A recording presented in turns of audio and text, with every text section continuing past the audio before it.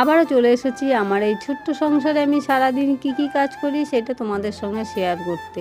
তা দেখতেই পাচ্ছ আমার চা হয়ে গেছে। তা আগে আমি সকাল সকাল আগে চাটা খেয়ে নিই, তারপরে আমি কাজে হাত দেবো।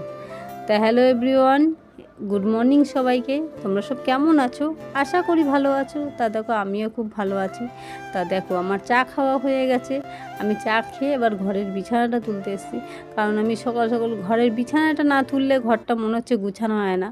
তা দেখো আমার ঘরের বিছানাটাও গুছানো হয়ে গেল। আজকে এক জায়গায় যাওয়ার কথা আছে, তা আমি ওই জন্যই তাড়াতাড়ি করে আগে এদিকটায়, তো পুরো ভিডিওটা তোমাদের সারাদিনের সবটাই শেয়ার করতে পারবো না, কারণ যতটুকু আমি তাড়াহুড়োতে তুলেছি এইটুকুই, কারণ সব কাজটা দেখানো সম্ভবও না। তা আমার বিছানা তোলা হয়ে গেছে, ওই জন্য আমি তারপরে বাসন মাজতে চলে এসেছি। আমি বাসন মেজে স্নান করে তারপরে এদিকে আমার রান্নাটা করে নিই।